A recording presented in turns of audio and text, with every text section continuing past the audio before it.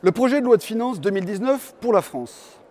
Le marathon des discussions parlementaires a commencé à l'Assemblée nationale avant son adoption définitive en novembre prochain. Quelles sont les grandes orientations qui ressortent de ce budget pour 2019 ? Après la lourde hausse d'impôts début 2018, subie par les Français, Macron espère maintenant, avec ce nouveau budget, avoir un impact positif et rapide sur l'emploi, sur la croissance économique et sur la relance de la consommation des Français. Les gagnants, les entreprises et les travailleurs, avec une baisse des charges sociales, et les grands perdants, les électeurs de Macron, les retraités.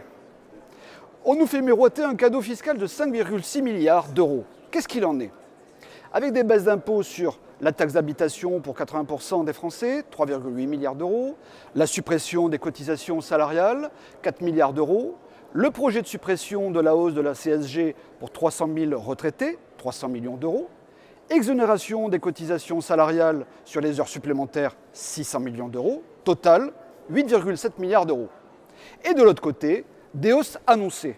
Taxe sur l'énergie, diesel et essence, 1,9 milliard d'euros, fiscalité du tabac, 400 millions d'euros, baisse du crédit d'impôt sur la transition écologique, 800 millions d'euros, total 3,1 milliards d'euros.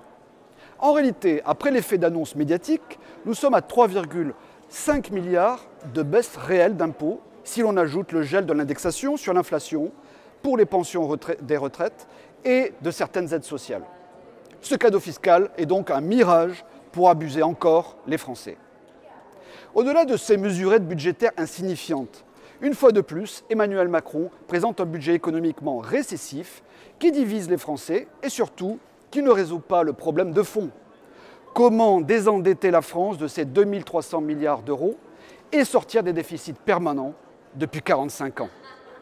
Déficits dus d'ailleurs aux politiques UMPS, les Républicains et En Marche, soumises aux diktats de la Commission européenne. Ce budget ne traite pas du tout de la baisse des mauvaises dépenses publiques, à savoir l'immigration, le renflouement financier de la zone euro depuis 2008, la contribution excessive au budget de l'Union européenne, etc., etc. Et surtout de la baisse des rentrées fiscales en France, avec la lutte contre l'hémorragie fiscale des multinationales sur leurs impôts sociétés et la fraude à la TVA dans l'Union européenne.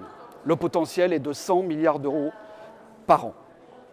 Les patriotes de Debout la France proposent de lancer une véritable reconquête fiscale en se dotant de tous les moyens possibles pour combattre réellement la fraude et rapatrier en France l'argent de l'évasion fiscale.